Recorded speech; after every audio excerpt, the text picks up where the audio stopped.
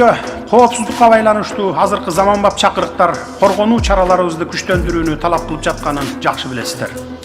Өлкөбүздүн коргонуу жөндөмдүүлүгүн чыңдоо максатында Коргоо министрлиги кайра түзүлүп, армиябыз күчтөнүүдө. Ага жараша биздин аскерлерибизге коргонуу мүмкүнчүлүктөрүнө көңүл буруп, ар тараптан күчтөндүрүү аракеттерибизге күбө болуп жатасыздар. Мен кызматка келгенде брондолгон аскер техникаларыбыз жок болсо, бүгүн дал ушул коопсуздук маселесине республикалык бюджеттен болуп көрбөгөндөй каражат бөлүнүп, Тигр маркасындагы атайын бронетехникалар, оор жүк ташуучу аскердик унаалар, байрактар тиби 2, акынчы, ак сүңгүр соккуруучу учкучсуз учуучу аппараттары, курал жарактын жана аскердик техникалардын заманбап түрлөрүн сатып алдык.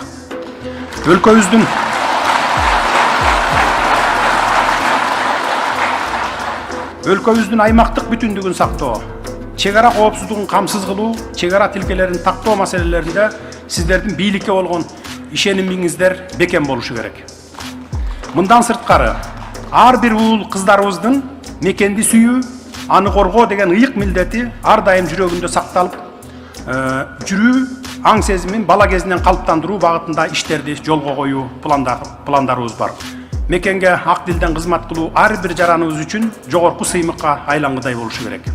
2020 жылдагы консолидацияланган бюджеттин көрсөткүчтөрү 248 миллиард сомду түзсө, 2021 жылдын жыйынтыгында ал эч бир кошумча салык киргизбестен, салыктардын төлөмдөрүн жогорулатпастан туруп, тескерисинче кээ бир салыктын түрлөрүн жойгонубузга карабастан 313 миллиард сомго жетти.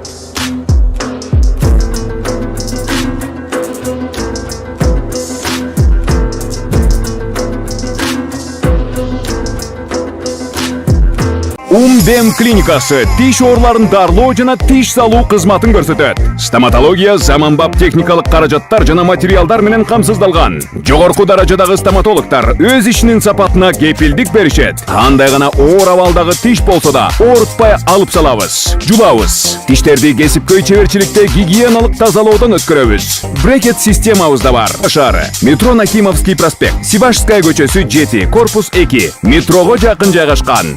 5 мүнөт гана жөө басасыз.